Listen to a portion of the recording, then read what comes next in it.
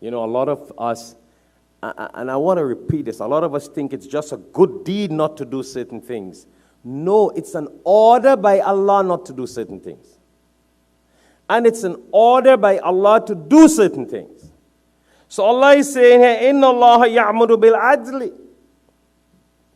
He says that He has commanded that we must always be just. And you see why I referred to the example of Prophet Yusuf alayhi salatu wasalam? He was a very just person. And when he became a leader, he was even more just. He had all the authority and power to take advantage of people. He never did. And I want to kind of collaborate these both things together, bi'idhnillah, because of time. In a hadith of the Prophet sallallahu alaihi wasallam, the Prophet sallallahu alaihi wasallam says, synopsis of which, on the day of judgment, we all hear about the day of judgment, don't we? That day of real heat and torment, stress, frustration. It's like, wow. Words cannot express what that day will be like. Some hadith says that pregnant women will just, people who died, you know, just to elaborate how severe it will be, will just give birth to their babies. People probably who died in pregnancy. I don't know. These are just little commentaries of hadith that came along. People bite their fingernail until the elbow. You know, when you have to do an exam, you always bite in fingernails, or you bite in your hands. They'll bite until they bite down, and they'll grow back, and they will bite again. That's what the day of judgment will be like. Have you ever been in an interrogation? Have you ever come through Miami Airport? That's Brother Azad. And held up there for 4 or 5 hours under some interrogation. You don't even know if they're asking you, or they're questioning you, or they're quarreling with you, or they're going to put you in jail. And you got a right to shut up. That's the best law there. Anything you say goes against you. What is judgment?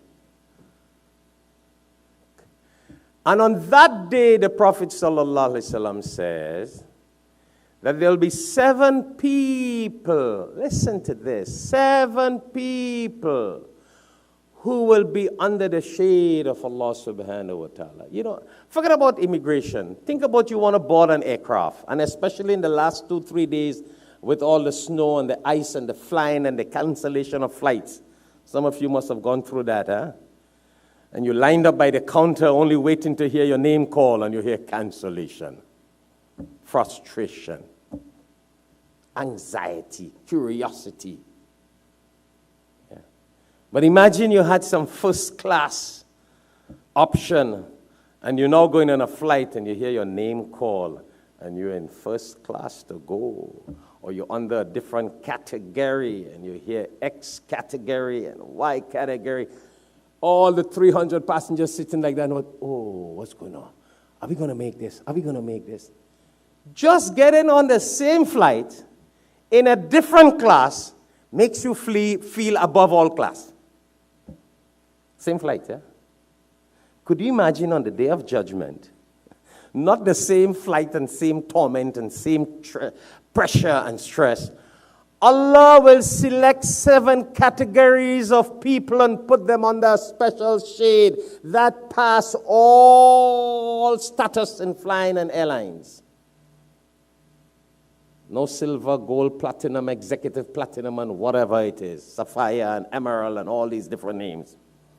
It's beyond that world. The Prophet ﷺ says you will be under the shade of Allah. A special shade because of the heat and the sun and the torment on the day of judgment. That is deep. 7 categories of people. And one of the category of these people, you see the verse says here, إِنَّ اللَّهَ يَعْمُدُ بِالْعَدْلِ, will be a ruler who has been just to people. Will be under that shade of Allah. And when you make that shade, do you know what that means? What that means? Jannah is all there clear. Clear.